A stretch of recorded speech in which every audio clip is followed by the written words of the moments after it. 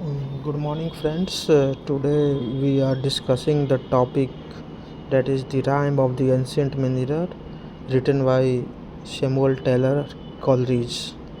First of all, we will know about Coleridge. Coleridge was born in 18th century, that is 1772, and died on 1834 at the age 61. He was an English poet, critic, philosopher, theologian, and he was contemporary to William Wordsworth. He is also renowned for raising the romantic romantic movement.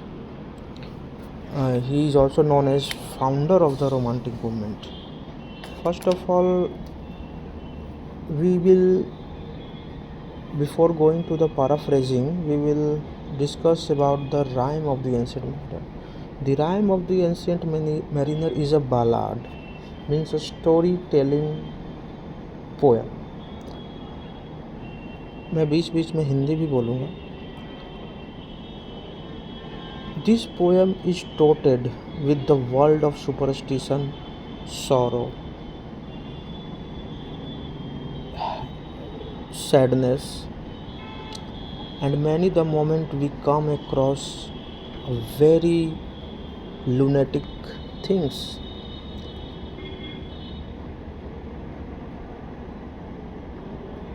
It also shows life in death and death in life. Many questions arises from this section. Apart from critical appreciation, apart from how it is a superstitious poem and what are the sufferings of the ancient mariner, some sort of question will be arise, and also justify the theme related to death in life and life in death. It is also a vital question that is asked in either in your graduation or post graduation, wherever you found this chapter, either in intermediate or in graduation or post graduation. Also apart some of the BPSC means, it is also a chapter that you have to go through. Now we come across the paraphrasing the lines, that is it is the first part. Listen and just see. It is an ancient mariner, and he stoppeth one of three by thy long grey beard and glittering eye. Now wherefore stoppedst thou me? It is the first line of the poem, the first para. It describes that there was an old mariner. एक बूढ़ा नाविक था. वह तीन guest जो wedding attend करने के लिए जा रहे थे, उसमें से एक को पकड़ता है, एक को रोकता है. He stopped one of three. तीन के एक झुंड में जा रहे हैं. जैसे हम लोग तीन दोस्त कहीं जा रहे होते हैं और दो दोस्त ऐसे ही आगे बढ़ता है तो तीसरे को किसी ने पकड़ लिया. Same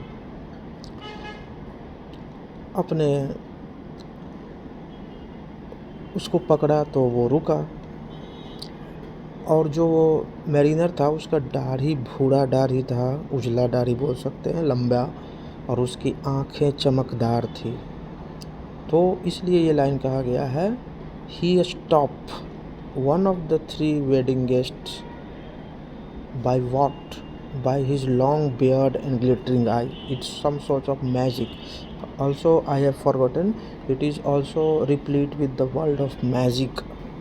So it is also a sense of magic, that how a person can stop with his glittering eye and long grey beard.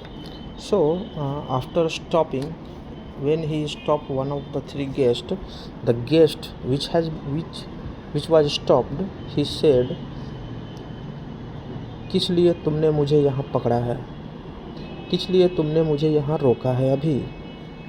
और नेक्स्ट पैराग्राफ में क्या बोलता है, the bridegroom's doors are open wide, I am next kin of it keen, the guests are met, the feast is set, mayst hear the married in. तो वो कहता है कि दूल्हे का दरवाज़ा खुल चुका है और मैं उसका करीबी हूँ. कीन मीन्स रिलेटिव। सभी शादी में अटेंड करने वाले जितने भी गेस्ट हैं सब आपस में मिल रहे हैं, पार्टी सेट है, खाना पीना जो भी है सब सेट हो चुका है। मेस्ट हियर द मैरिड इन, क्या तुम्हें वो खुशी का पार्टी का आवाज़ नहीं सुनाई दे रहा है? So it was a question arise after stopping by the guest. He says the bridegroom's door is open now. I am a relative of him and all the guests are meeting, all the guests are gathering, the party is set and you are not hearing it. Means he want to tell him, let me go. This paragraph says that it is the scenario, it is the party, and I am who? I am next relative, very next relative of the bridegrooms. The party is set. भाई मुझे छोड़ दो, सुनाई नहीं दे रहा है band बाजा। He holds him with his skinny hand. There was a sip quoth he, hold off and hand me grey beard loon. Left soon his hand dropped he. अब यहाँ पे लगता है मैरिनर को लगता है कि अब ये लगता है यहाँ से निकल जाएगा, क्योंकि वो अभी अपने होश में है और पूरा सटीक से जवाब दिया कि भाई मैं यहाँ किस लिए हूँ। तब वो क्या किया, मैरिनर अपने पतले लचीले हाथों से उसे पकड़ लिया और बोलने लगता है कि एक बार की बात है, एक शिप था, तभी उधर से गुस्से से होकर बोलता है वो guest, hold off unhand me grey beard loon. उसको डांटते हुए बोलता है, he scolded the mariner saying, छोड़ो मुझे, मेरा हाथ छोड़ो, पके बालों वाले पागल, मेरा हाथ छोड़ो। और ऐसा बोलते ही वो उसे छोड़ देता है एकाएक। जस्ट हिज हैंड ड्रॉप्ड, ऐसा होते ही वो उसका हाथ छोड़ देता है। तो यहाँ पर देखते हैं कि ये हम लोग 3 पैराग्राफ में देखें कि ये इस तरह की बातें हो रही है और कैसे मैजिक से पकड़ा, फिर हाथों से पकड़ा, आँखों से पकड़ा, डांट भी सुना, रीज़न भी दिया, भाई मुझे मत रोको, ये चीज़ें हो रही है। फिर हाथ से पकड़ा, सुनाना चाहा कुछ कहानी, फिर झाड़ पड़ी और वो हाथ छोड़ दिया। अब इसके बाद फिर से मैजिक शुरू होता है। क्या मैजिक होता है? हाथ तो छोड़ दिया। He holds him with his glittering eye. The wedding guest stood still and listened like a 3-year child. The mariner hath his will. अब वो उसको अपने चमकीले हाथों से, आँखों से पकड़ लेता है। पकड़ना इन द सेंस कि वो उसे हिप्नोटाइज कर देता है अपने चमकीले आँखों से। अपने चमकीले आँखों से उसको आगे बढ़ने नहीं देता है और वो वेडिंग अटेंड करने वाला गेस्ट वो चुपचाप अस्थिर से खड़ा रह गया और 3 साल के बच्चे की तरह सुनने लगा। और इस तरह से मैरिनर का जो चाह था, इच्छा था, वो पूरा हुआ। What was his will? His will was that he wanted to tell a story. In the next previous para, you might have noticed that he wanted to tell, and in the inverted comma, there was a ship he caught he. He wanted to tell a story. He wanted to tell something that in his mind. So he was referring there was a ship. So this was the will, and how he come to and how he comes to agree his will because of his magic eyes. He holds the guest with his glittering eye, and it is a magic. And what is the will? I think it is clear, and the magic the hypnotize process was so keen, ये इतना क्या उसको बोल सकते हैं, वो इतना प्रभावशाली था कि वो 3 साल के बच्चे की तरह सुनने लगा, और इस तरह से मैनीरन का इच्छा पूरा हो गया। और वहाँ पे एक पत्थर था। नेक्स्ट पैराग्राफ में हम लोग देखते हैं, the wedding guest sat on a stone he can't choose but hear and thus spake on that ancient man the bright eyed mariner. Wedding guest वहाँ पे पत्थरों पे बैठ गया, उसके पास कोई ऑप्शन नहीं था, he was nothing but to hear, उसके पास कुछ ऑप्शन नहीं था, वो कुछ नहीं चूज कर पा सकता था due to the glittering eyes. और इस तरह से वो ब्राइट आई चमकीले जादू आँखों वाला मैरिनर अपनी बातों को कहने लगता है। वो बूढ़ा व्यक्ति जो एक नाविक था, जो एक शिप का शायद कोई एक मैरिनर था, और इस तरह से वो चमकीले आँखों वाला आदमी उस वेडिंग गेस्ट को स्टोन पर बैठने के लिए मजबूर करता है, और उसके पास कोई चॉइस नहीं है, rather to hear. The ship was cheered, the harbor cleared, merrily did we drop below the kirk, below the hill, below the lighthouse top. And he was now telling that there was a ship that was being cheered. जब कोई भी ship जब अपना खुलता है, जो लगा हुआ रहता है सिकड़ों से, जब आगे खुलता है तो सभी एक दूसरे को हाय बोलते हैं, एक दूसरे को डिपार्ट करते हैं। और इस तरह से हार्बर जो वहाँ पे लगा हुआ था ship, the station of the ship is known as harbour. और इस तरह से स्टेशन क्लियर हुआ, शिप के लिए रास्ता बना गया, और शिप आगे चला गया, और खुशीपूर्वक अच्छा से सब चीज़ हुआ, और वो आगे शिप निकल पड़ता है। और ऐसा हम लोग जानते हैं कि कोई भी चीज़ को हम छोड़ते हैं, जब हम कोई भी ट्रैवल शुरू करते हैं तो पीछे बाकी सामान जगह छूट जाते हैं। जैसे जस्ट हार्बर के पीछे एक चर्च था। Here the student the kirk, what is kirk? Kirk means it is a church. There was a church below the hill and where beneath it there was a harbour.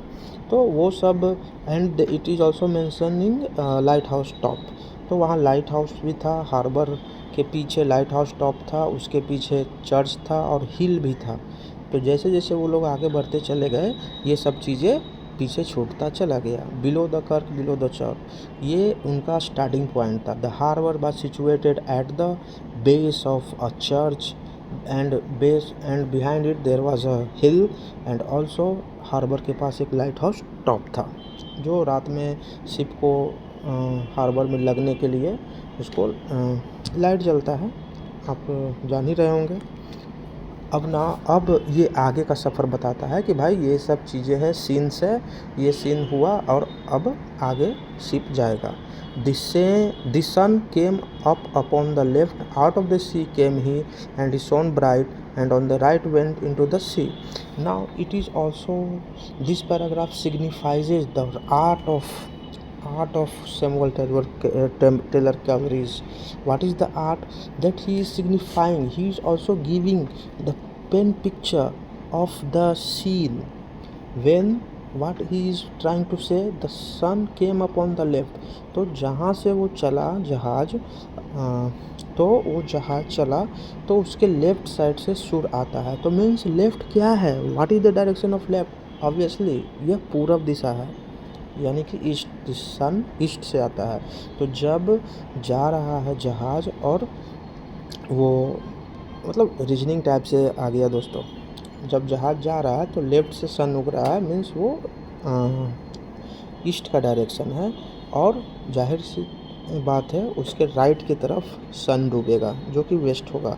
और सन आता है ऊपर से, बीच में बहुत चमकीला होता है, दोपहर में चमकीला होता है, यानी कि बहुत खिला हुआ धूप है, काफ़ी चीज़ क्लियर है, नो क्लाउड्स। और राइट यानी कि वेस्ट में वो सी में डूब जाता है। तो समुद्र का सीन ऐसा ही होता है ना, कि हम समुद्र के आप लोग बहुत लोग गए होंगे बीचेस पे, तो सनराइज़ और सनसेट देखने के लिए सब जाता है। तो सनराइज़ सनसेट ऐसा दिखता है ना कि लगता है कि समुद्र से ही निकल रहा है। तो इनके लेफ़्ट की तरफ से निकल रहा है समुद्र से, और बीच में चमक रहा है, माथे पर सूर्य आ गया, चमक रहा है, खिला धूप है, और फिर वो दाहिने साइड में शाम के समय सनसेट हो जाता है। ठीक है, तो ये क्लियर हो गया। तो this paragraph signifies the reasoning capability, the thinking capability of Samuel Taylor Coleridge, that how it signifies the sun, the art of the sun, what is the work of the sun at the starting point of the poem. क्योंकि शुरुआत में ये अच्छा अच्छा शब्द दिख रहा है, लेकिन बाद में यही सन और यही धूप इसको सफरिंग्स देता है कभी। तो इसलिए ये मैं बोल रहा हूँ कि अभी शुरुआत का लाइन है, तो आगे की तरफ हम लोग बढ़ेंगे तो सन कभी क्रूएल होता है, तो कभी सन के लिए ये लोग चाहता है कि भाई सन मेरे पास आए, क्योंकि ठंड के बीच में भी ये लोग फंसते हैं। तो अभी तो सब चीज़ ठीक चल रहा है। चलिए आगे देखते हैं। Higher and higher every day till over the mast at noon, the wedding guest here beat his breast for he heard the loud bassoon. अब higher and higher every day till over the mast at noon, ये अब कहानी का वही दौर है जो ancient Mariner आगे सुना रहा है। वो क्या सुना रहा है ना, कि प्रतिदिन इसी तरह से मौसम रह रहा है। वो क्या सुना रहा है कि प्रतिदिन इसी तरह से मौसम रह रहा है, धूप पूरा खिल रहा है। व्हाट इज़ द मास्ट? मास्ट हम लोग यहाँ पे एक शब्द आया है मास्ट। मास्ट होता है ना वो शिप का जो बीच का एक बम्बू रहता है एकदम लंबा सा, उसके ही ऊपर में वो कपड़े का लगाता है लोग, जो शिप को डायरेक्शन और मोड़ने में, हवा को फोल्ड करने में मदद करता है, काटने में मदद करता है।